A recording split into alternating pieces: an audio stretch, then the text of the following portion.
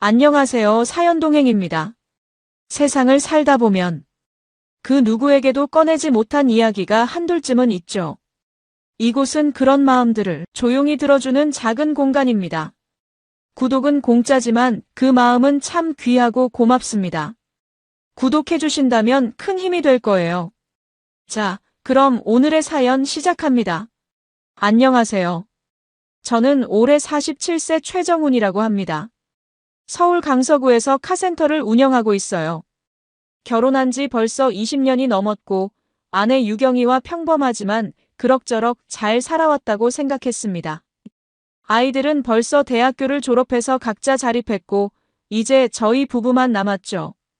그런데 지난해부터 아내가 갑자기 농사에 관심을 보이기 시작했어요. 여보, 요즘 너무 스트레스 받아요. 서울 생활이 숨막혀 죽겠어요.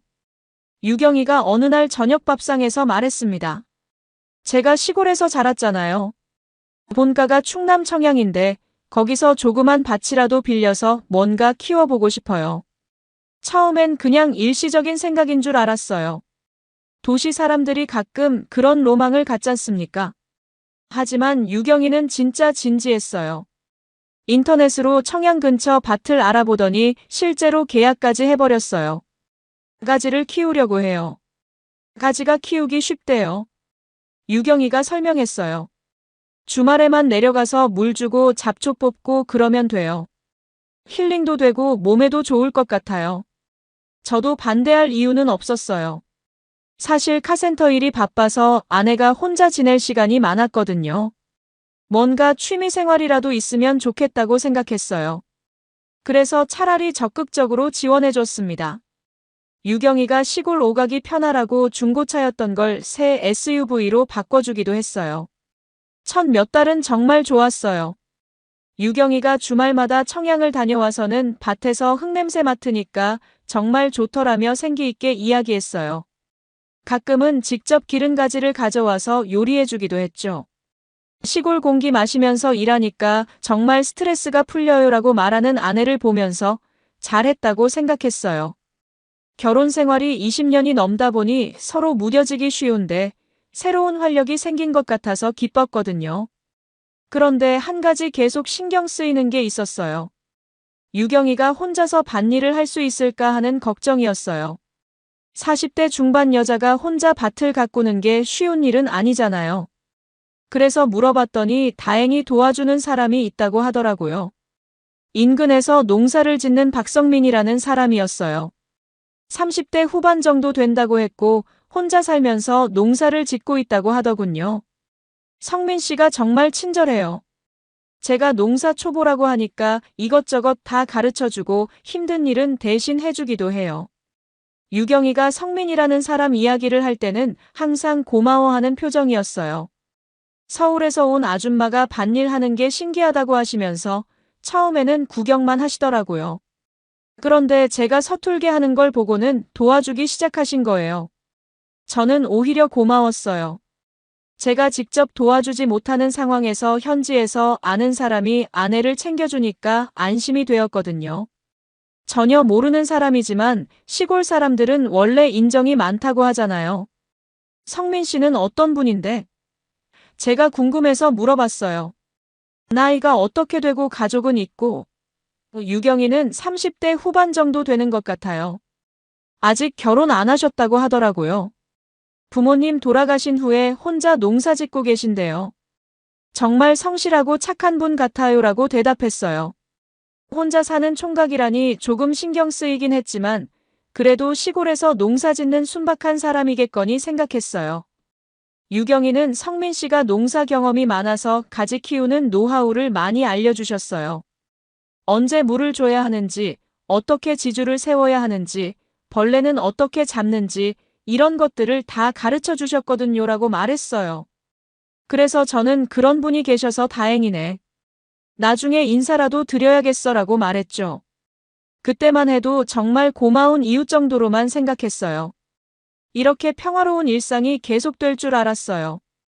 유경이는 주말마다 청양에 다녀오면서 점점 더 생기 있어 보였고 저도 현지에서 도와주는 분이 있으니까 안심하고 있었거든요.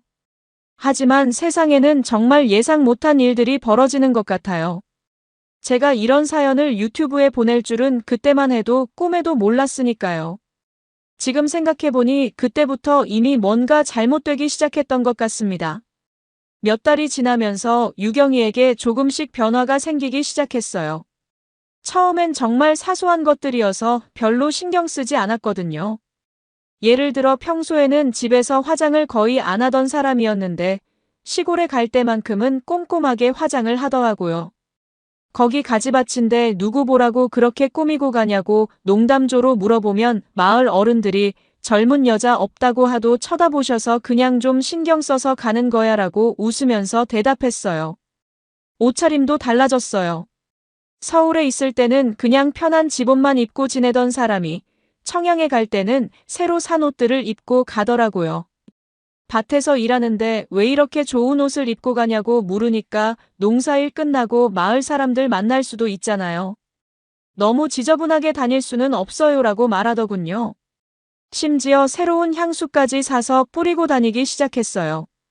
40대 중반 아줌마가 밭일하러 가면서 향수를 뿌린다니 지금 생각해보니 정말 이상했어요. 성민 씨 이야기도 점점 많아졌어요. 오늘은 성민 씨가 가지 벌레 잡는 법을 알려줬어요. 성민 씨가 맛있는 막걸리집 추천해줬어요. 성민 씨가 농기구 사용법 가르쳐줬어요. 이런 식으로 성민 씨 얘기가 유난히 자주 나왔어요. 그리고 그 사람 이야기를 할 때마다 유경이 표정이 밝아지는 게 보였어요. 처음에는 단순히 고마워하는 거라고 생각했는데 뭔가 다른 감정이 섞여 있는 것 같았어요. 그런데 정말 결정적인 순간이 왔어요. 어느 토요일 아침이었어요. 유경이가 씻고 나서 화장을 하고 있는데 핸드폰에서 카톡 알림이 울렸어요.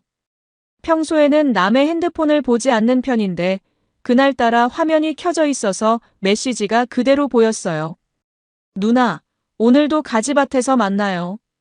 누나 생각하면 밤에 잠이 안 와요라는 내용이었는데 보낸 사람은 성민이었어요. 순간 머리가 하얘졌어요. 뭔가 완전히 잘못된 거라고 직감했거든요. 여보, 이건 뭐야? 제가 조심스럽게 물어봤어요. 유경이는 순간 당황하는 표정을 지었다가 성민 씨가 좀 외로우신가 봐요. 혼자 살다 보니까 그런 것 같아요. 저를 누나처럼 생각하시나 봐요라고 둘러댔어요. 하지만 그 표정이 너무 어색했어요. 평소 같으면 이상한 사람이네라고 했을 텐데 오히려 성민 씨를 감싸는 투였거든요. 그 일 이후로 유경이를 보는 시각이 완전히 달라졌어요. 예전에는 그냥 넘어갔던 것들이 모두 의심스럽게 보이기 시작했어요. 시골에 갈 때마다 새로운 옷을 입고 가는 것, 돌아와서 핸드폰을 볼 때 화면을 가리는 습관, 그리고 성민 씨 이야기만 나오면 유난히 많이 웃는 것까지요. 심지어 성민 씨가 오늘은 이런 말을 했어요 라면서 사소한 대화까지 일일이 기억해서 말하더라고요. 어느 날은 유경이가 시골에서 돌아와서 오늘 성민 씨랑 마을 식당에서 저녁 먹었어요 라고 말하는 거예요. 남자랑 둘이서 저녁을 먹었다고. 제가 놀라서 물어보니까 늦게까지 밭일 하느라고 배가 고팠는데 성민 씨가 밥 먹고 가라고 해서 그냥 먹고 온 거예요. 뭐 이상한 거 있어요? 라고 대답했어요. 하지만 표정이 너무 어색했어요. 평소 같으면 어떤 음식을 먹었는지, 식당이 어땠는지 자세히 말해줬을 텐데 그날은 대충 얼버무리고 넘어갔거든요. 며칠 뒤에는 더 충격적인 일이 있었어요. 유경이가 샤워하러 가면서 핸드폰을 침실에 두고 갔는데 마침 전화가 와서 화면이 켜졌어요. 성민이라는 이름이 떠 있더라고요. 호기심에 최근 메시지들을 봤는데 정말 충격적이었어요. 누나가 서울에 있으면 너무 보고 싶어요. 누나 향기가 자꾸 생각나요. 다음에는 더 좋은 곳으로 데려가고 싶어요. 이런 내용들이 주고받아지고 있었어요. 유경이도 나도 만나고 싶어요. 당신 생각하면 가슴이 두근거려요. 이런 식으로 답장을 보냈더라고요. 그 순간 정말 세상이 무너지는 기분이었어요. 20년을 함께 살아온 아내가 제가 모르는 남자와 이런 메시지를 주고받고 있다니요. 손이 떨려서 핸드폰을 제대로 잡을 수도 없었어요. 유경이가 샤워에서 나오는 소리가 들려서 급하게 핸드폰을 원래 자리에 놨어요. 하지만 그 충격은 쉽게 가시지 않았어요. 그날 밤에는 한잠도 못 잤어요. 아내가 옆에서 자고 있는데도 완전히 남처럼 느껴졌거든요. 그날 밤 이후로는 정말 지옥 같은 나날들이었어요. 겉으로는 아무렇지 않은 척했지만 속으로는 끊임없이 생각이 돌았어요. 언제부터 시작된 일인지, 얼마나 깊은 관계인지, 그리고 앞으로 어떻게 해야 할지 말입니다. 하지만 성급하게 추궁하기보다는 확실한 증거를 잡아야겠다고 생각했어요. 혹시나 제가 오해하고 있는 건 아닐까 하는 마지막 희망도 있었고, 만약 정말이라면 완벽한 증거가 있어야 나중에 법적으로든 뭐든 대응할 수 있을 테니까요. 월요일에 카센터 일을 마치고 용산에 가서 초소형 카메라를 하나 샀어요. 배터리도 오래 지속되고 화질도 나쁘지 않은 제품이었어요. 판매업자가 요즘 펜션이나 민박집에서 도난 방지용으로 많이 사가시더라고요 라고 말하더군요. 집 보안용이라. 어떤 면에서는 맞는 말이긴 했어요. 제 가정의 보안을 위한 거니까요. 그리고 그 주 금요일 유경이가 내일 청양에 가서 가지 수확해야겠어요 라고 말했을 때 저는 나도 한번 가봐야겠다. 그동안 밭이 어떻게 됐는지 구경도 할 겸이라고 했어요. 토요일 새벽 일찍 청양으로 출발했어요. 유경이보다 훨씬 먼저 도착해서 밭 주변을 살펴봤어요. 가지반 옆에 작은 창고가 하나 있었는데 농기구를 보관하는 곳이라고 유경이가 전에 말했었거든요. 그 창고 안에 카메라를 설치하기로 했어요. 각도를 잘 맞춰서 밭 전체와 창고 입구가 다 보이도록 설치했어요. 그리고 나서 빨리 서울로 돌아왔어요. 유경이가 도착하기 전에 돌아와야 했거든요. 유경이는 평소대로 토요일 오전에 청양으로 출발했어요. 그리고 일요일 저녁에 돌아왔어요. 오늘은 가지를 많이 수확했어요. 성민 씨가 도와줘서 금방 끝났거든요 라고 말하더군요. 그 순간 가슴이 철렁했어요.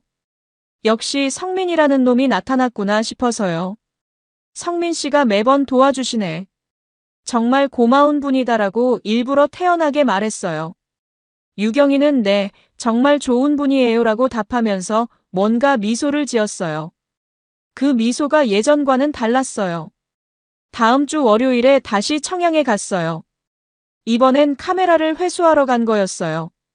손이 떨렸지만 메모리 카드를 빼서 가지고 왔어요. 그리고 카센터에서 혼자 영상을 확인했어요. 처음에는 별것 없었어요. 유경이가 혼자 가지를 따고 물을 주는 모습만 나왔거든요. 그런데 오후 2시쯤부터 화면에 남자가 나타났어요. 키가 크고 마른 체형의 30대 후반으로 보이는 남자였어요. 바로 성민이었죠. 처음에는 정말 평범하게 농사일 도와주는 것처럼 보였어요. 가지 따는 걸 도와주고 무거운 상자를 나르는 걸 도와주고요. 그런데 시간이 지날수록 뭔가 이상해졌어요. 두 사람 사이의 거리가 점점 가까워지더라고요. 성민이가 유경이 어깨에 손을 올리고 유경이는 그걸 자연스럽게 받아들이고 있었어요. 그리고 오후 4시쯤 정말 충격적인 장면이 나왔어요. 두 사람이 창고 앞에서 대화를 하다가 갑자기 성민이가 유경이를 끌어안았어요. 유경이는 거부하지 않았어요. 오히려 자연스럽게 받아들이면서 성민이의 목에 팔을 감았어요. 그리고 두 사람이 입을 맞췄어요. 길고 진한 키스였어요. 제가 20년 동안 함께 살아온 아내가 다른 남자와 그런 짓을 하고 있는 모습을 보는 순간 정말 심장이 멈출 것 같았어요. 키스가 끝난 후에 두 사람은 창고 안으로 들어갔어요. 카메라 각도상 창고 안은 잘 보이지 않았지만 그 안에서 무슨 일이 벌어지고 있는지는 충분히 짐작할 수 있었어요. 약 30분 후에 두 사람이 창고에서 나왔는데 옷이 흐트러져 있었고 유경이는 머리를 다시 정리하고 있었어요. 성민은 유경이의 뺨에 뽀뽀를 하면서 뭔가 말을 했고 유경이는 수줍게 웃고 있었어요. 그 영상을 보는 내내 손이 계속 떨렸어요. 가끔 영상을 멈춰가면서 봤는데 볼 때마다 더 화가 났어요. 20년 동안 믿고 살아온 아내가 저를 이렇게 배신할 줄은 꿈에도 몰랐거든요. 그리고 그 성민이라는 놈도 마찬가지였어요. 혼자 사는 외로운 사람인 줄 알았는데 알고 보니 유부녀를 유혹하는 파렴치한 놈이었어요. 둘 다 용서할 수 없었어요. 증거 영상을 확보한 후부터는 오히려 마음이 차분해졌어요. 이제 확실한 증거가 있으니까 어떻게 대응할지 계획을 세울 수 있었거든요. 하지만 바로 행동에 나서지는 않았어요. 좀 더 신중하게 생각해 봐야 했으니까요. 일단 변호사와 상담부터 받아보기로 했어요. 상간자 소송이 가능한지, 어떤 절차를 거쳐야 하는지 알아봐야 했거든요. 평소에 거래하던 변호사 사무소에 전화해서 상담 약속을 잡았어요. 불륜 관련해서 상담받고 싶다고 말하니까 증거가 있으신가요? 라고 물어보더군요. 동영상 증거가 있다고 대답하니까 그러면 충분히 승소 가능성이 있습니다 라고 말해줬어요. 실제로 상담을 받아보니 상간자 소송은 충분히 가능하다고 했어요. 특히 영상 증거가 있으면 거의 승소가 확실하다고 하더군요. 위자료는 얼마 정도 받을 수 있나요? 제가 물어봤어요. 변호사는 케이스마다 다르지만 영상 증거가 명확하고 불륜 기간이 상당하다면 3천만 원에서 5천만 원 정도는 가능할 것 같습니다. 라고 답했어요. 다만 상대방의 재산 상황도 고려해야 합니다. 농사 짓는 사람이라면 큰 재산은 없을 것 같은데 그래도 농지나 주택 정도는 있을 테니까 어느 정도는 받을 수 있을 겁니다. 라고 설명해 줬어요. 상담을 마치고 나서 마음이 더 확고해졌어요. 이제 법적 대응이 가능하다는 걸 확인했으니까 본격적으로 준비를 시작했어요. 우선 더 많은 증거를 확보하기 위해서 카메라를 다시 설치하기로 했어요. 한 번만으로는 부족할 수도 있으니까 좀 더 확실한 증거를 잡아야겠다고 생각했거든요. 그 주 목요일에 다시 청양에 가서 카메라를 재설치했어요. 이번에는 각도를 조금 더 넓게 해서 창고 안까지 더 잘 보이도록 했어요. 그리고 토요일에 유경이가 다시 청양에 갔어요. 오늘은 가지 정리를 좀 해야겠어요. 시기가 지나면 안 되거든요 라고 말하면서 나갔어요. 저는 힘들면 일찍 들어와라고 말했지만 속으로는 오늘도 그놈과 만나겠구나 생각했어요. 일요일 저녁에 유경이가 돌아왔을 때 평소보다 표정이 밝았어요. 오늘은 정말 많은 일을 했어요. 성민 씨가 도와줘서 가지 정리를 다 끝냈거든요 라고 말하더군요. 그리고 내주부터는 시즌이 끝나니까 당분간 안 내려가도 될 것 같아요 라고 덧붙였어요. 저는 속으로 시즌이 끝나면 만날 핑계가 없어지니까 아쉽겠구나 생각했어요. 다음 주 월요일에 다시 카메라를 회수했어요. 이번 영상은 더 충격적이었어요. 지난번보다 훨씬 노골적이었거든요. 성민과 유경이가 창고에서 나오는 장면에서 두 사람의 옷이 거의 벗겨져 있었어요. 그리고 창고 밖에서도 끊임없이 서로를 만지고 키스를 했어요. 마치 신혼부부처럼 행동하고 있었어요. 제가 20년 동안 함께 살면서도 본 적 없는 유경이의 모습이었어요. 가장 화가 났던 건 유경이의 표정이었어요. 성민과 함께 있을 때의 유경이는 완전히 다른 사람 같았어요. 집에서는 보여준 적 없는 밝고 행복한 표정이었거든요. 성민의 말 한마디에 깔깔거리며 웃고 성민이 농담을 하면 어린 여학생처럼 수줍어하는 모습까지 보였어요. 도대체 저는 뭐였던 걸까요? 20년 동안 고생해서 가정을 꾸려왔는데 유경이에게는 그냥 돈 벌어다 주는 ATM 기계 같은 존재였던 건가요? 영상 마지막 부분에서는 성민이 유경이에게 뭔가 작은 상자를 건네주는 장면이 나왔어요.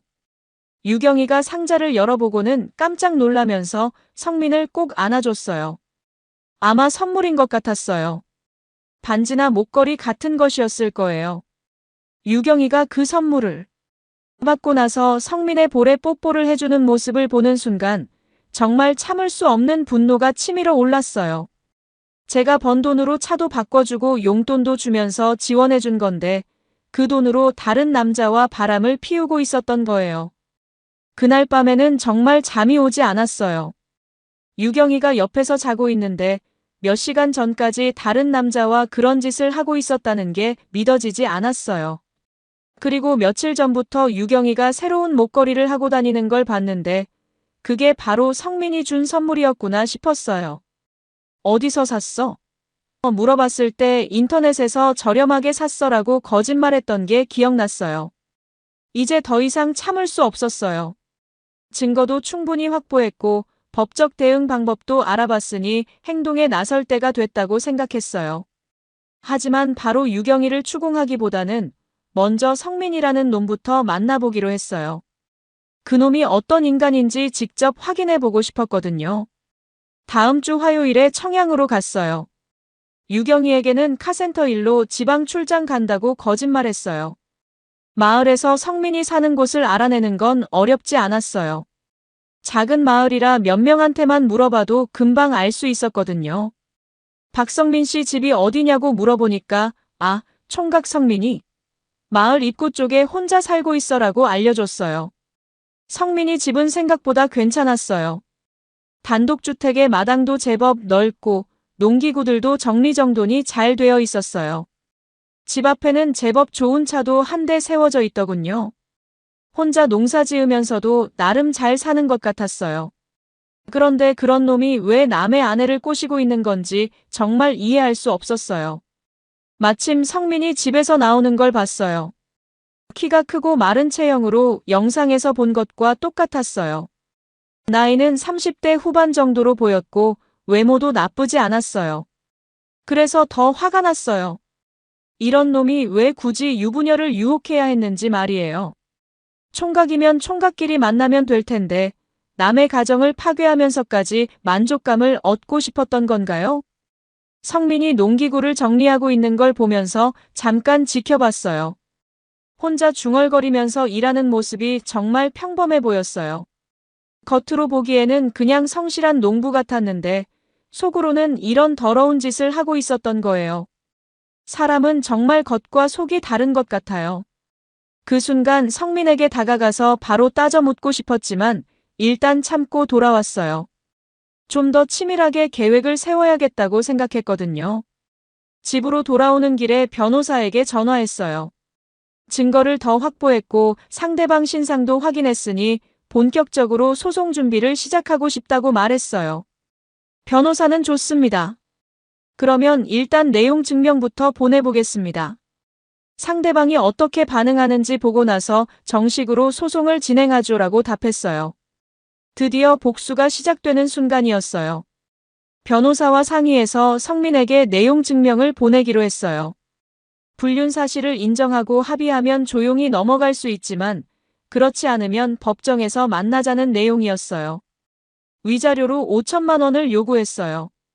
변호사는 처음에는 높게 부르는 게 좋다고 조언했거든요. 내용 증명을 보낸 후 며칠을 기다렸는데 성민 쪽에서는 아무런 연락이 없었어요. 일주일이 지나도록 소식이 없자 변호사가 직접 성민에게 전화했어요. 그런데 성민은 무슨 소리냐, 그런 일은 없었다면서 발뺌을 했대요. 증거가 있다고 하니까 그제서야 변호사와 상의해보겠다고 말했다더군요. 뻔뻔하기 짝이 없는 놈이었어요.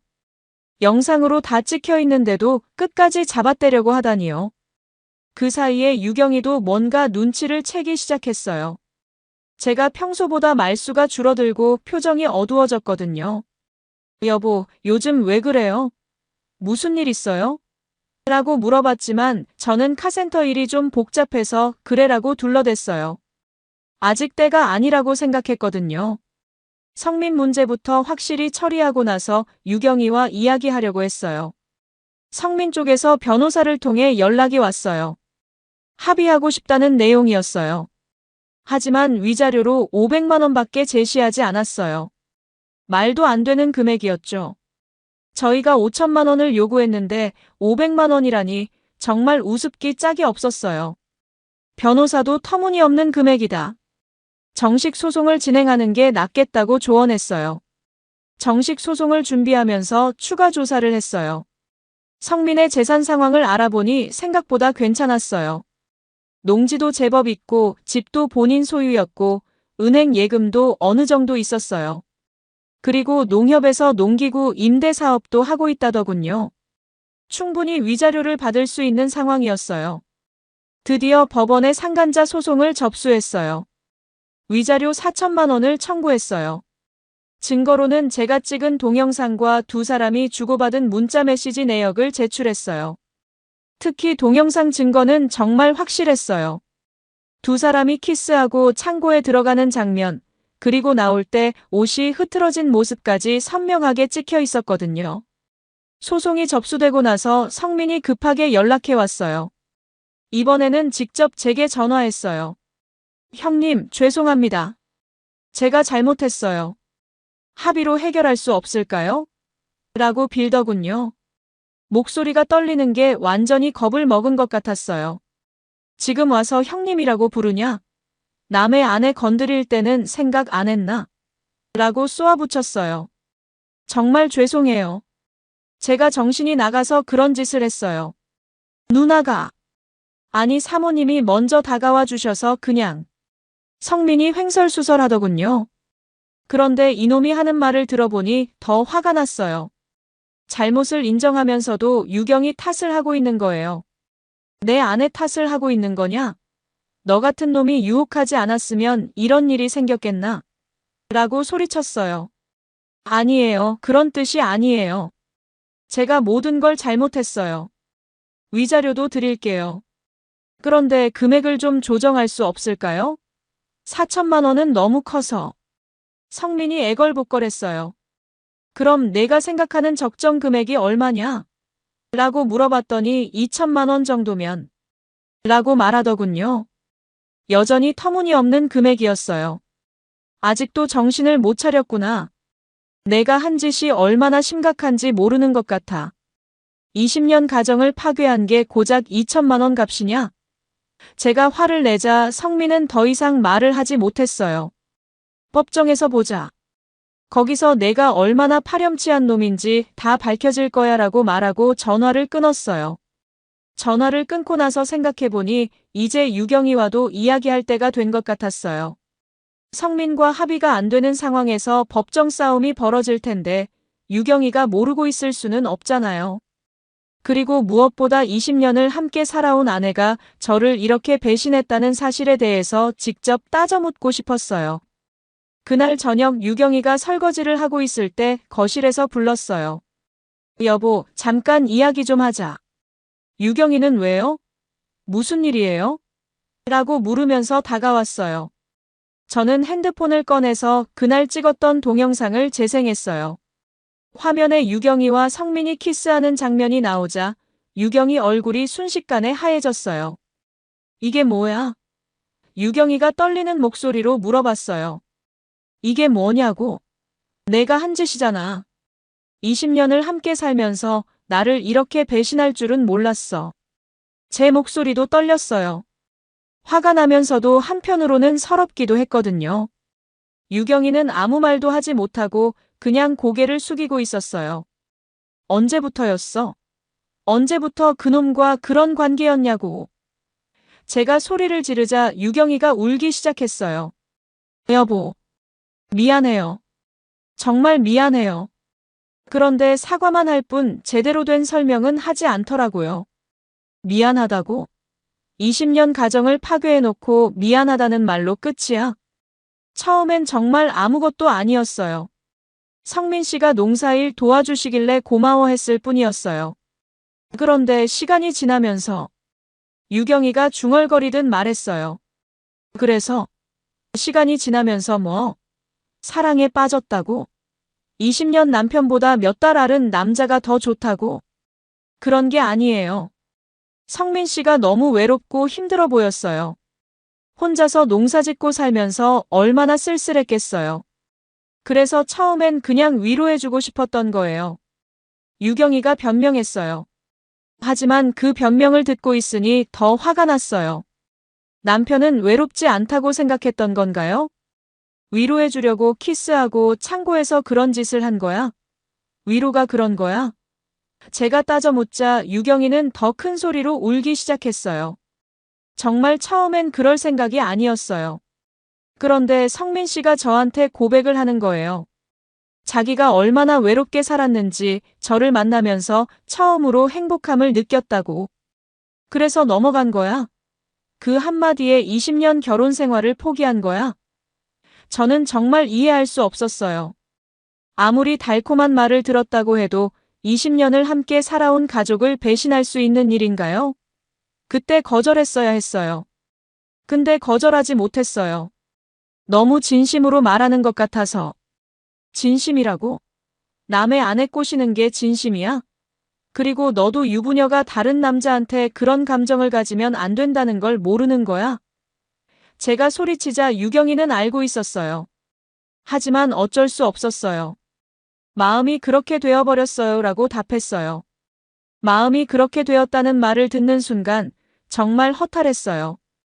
20년 동안 함께 살면서 아이들도 키우고 어려운 시기도 함께 넘겼는데 그 모든 게 몇 달 만에 무너져 버린 거예요.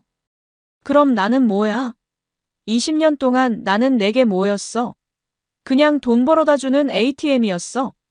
그런 말 하지 마세요. 당신도 소중해요. 하지만 유경이가 말을 멈췄어요. 하지만 뭐? 성민이가 더 좋다는 거지.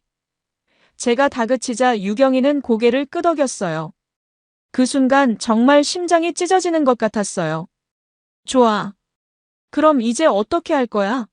나하고 이혼하고 그놈이랑 살 거야? 제가 물어보자 유경이는 잘 모르겠어요. 너무 복잡해요라고 답했어요. 아직도 정신을 못 차리고 있는 것 같았어요. 복잡하긴 뭐가 복잡해? 선택하면 되잖아. 20년 남편이냐, 몇 달 앓은 남자냐. 시간을 좀 주세요.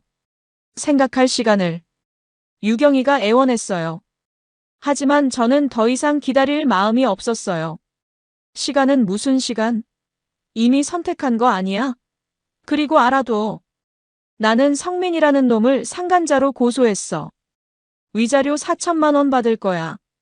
상간자 고소요? 유경이가 깜짝 놀라면서 물어봤어요. 당연하지. 남의 가정을 파괴한 놈인데 그냥 두겠어? 법정에서 제대로 벌받게 할 거야. 유경이는 그러면 저는 어떻게 되는 거예요? 라고 물었어요. 너는 원하는 대로 살면 돼. 다만 나와는 끝이야. 그날 밤 유경이는 친정으로 갔어요. 며칠 있다가 올게요라고 말하고 나갔는데 사실 다시 돌아올 거라고 생각하지 않았어요. 이미 마음이 완전히 떠났는데 뭘 하러 돌아오겠어요? 오히려 속이 시원했어요. 이제 더 이상 가식적으로 부부 노릇을 하지 않아도 되니까요. 유경이가 집을 나간 후 며칠이 지났을 때 성민에게서 또 전화가 왔어요. 이번에는 완전히 다른 톤이었어요. 형님, 정말 죄송합니다. 누나, 사모님이 집을 나가셨다고 들었어요. 제 때문에 가정이 파괴된 것 같아서 정말 죄송해요. 목소리에서 진짜 후회하는 것 같은 느낌이 들었어요. 지금 와서 후회해봤자 소용없어. 이미 엎질러진 물이야. 제가 차갑게 말하자 성민은 그래도 뭔가 방법이 없을까요? 사모님이랑 다시 화해하실 수 있도록 제가 도와드릴게요라고 말했어요. 이놈이 아직도 상황을 제대로 파악 못하고 있는 것 같았어요. 화해라고? 웃기는 소리 하지 마. 20년 신뢰를 한 번에 무너뜨려 놓고 무슨 화해야? 그리고 너는 유경이랑 어떻게 할 거야? 계속 만날 거야? 제가 물어보자 성민은 잠시 망설이다가 아니에요. 이미 정리했어요. 사모님한테도 더 이상 연락하지 않겠다고 말씀드렸어요 라고 답했어요. 정리했다고? 그럼 유경이는 뭐라고 하던? 처음에는 울면서 안 된다고 하셨어요. 하지만 제가 설득했어요. 형님 가정이 더 중요하다고, 저 때문에 20년 가정이 파괴되면 안 된다고요. 성민의 대답을 들으니 조금 의외였어요. 그래도 최소한의 양심은 있는 것 같았거든요. 그래, 그렇게 아는구나. 그런데 이미 늦었어. 이미 법적 절차는 시작됐고 나도 유경이를 용서할 마음이 없어. 제가 단호하게 말하자 성민은 그래도 위자료는 드릴게요. 형님이 원하시는 만큼은 아니지만 제가 할 수 있는 최대한 드릴게요라고 말했어요. 며칠 후 변호사를 통해 성민 쪽에서 정식 합의 제안이 왔어요. 위자료 3천만 원을 제시했어요. 처음 요구 금액보다는 적었지만 그래도 상당한 금액이었어요. 변호사는 법정에서 싸우면 더 받을 수도 있지만 시간도 오래 걸리고 정신적 피해도 클 수 있습니다. 합의하는 것도 나쁘지 않을 것 같습니다. 라고 조언했어요. 저도 더 이상 법정에서 이 더러운 일들을 공개하고 싶지 않았어요. 이미 복수는 충분히 한 것 같았거든요. 성민은 3천만 원이라는 큰 돈을 물어야 하고 마을에서도 소문이 다 났을 테니까 살기 어려울 거예요. 유경이도 집을 나가서 앞으로 어떻게 살지 막막할 것이고요.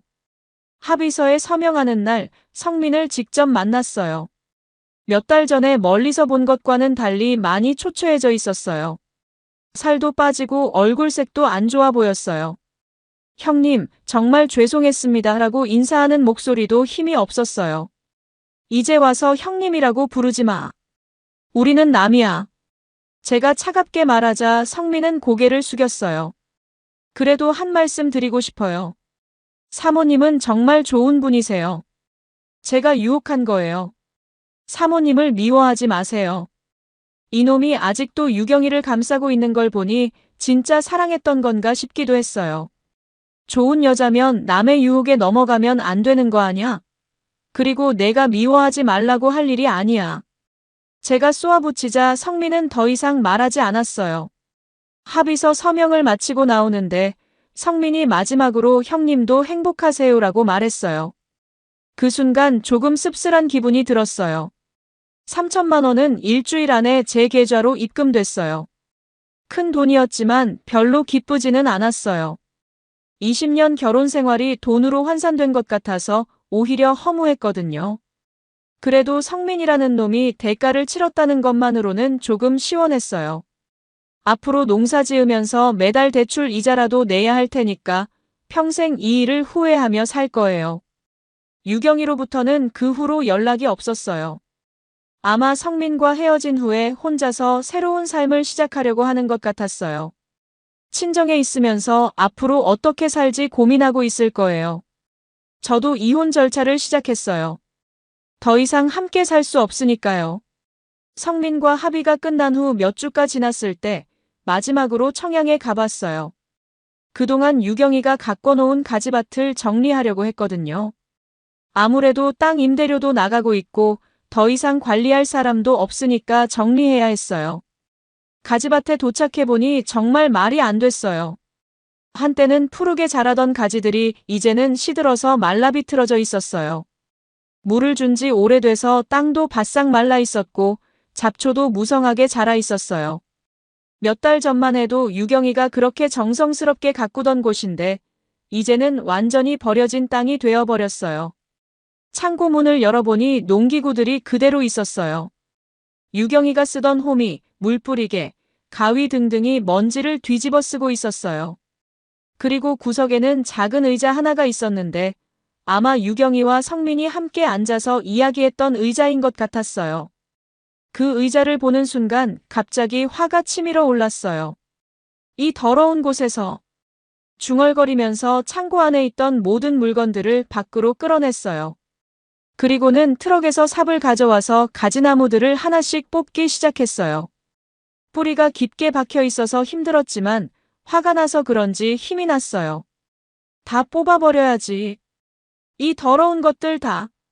가지나무를 하나씩 뽑으면서 지난 몇 달을 생각해봤어요. 유경이가 가지 키우면서 힐링하고 싶다고 했을 때 저는 정말 순수하게 아내를 지원해줬어요. 새 차도 사주고 용돈도 넉넉하게 주고 힘들면 일찍 들어와라고 말하기도 했죠. 그런데 그 모든 지원이 다른 남자와 바람 피우는 데 쓰였다는 게 정말 억울했어요. 가지나무가 뭘 잘못했냐?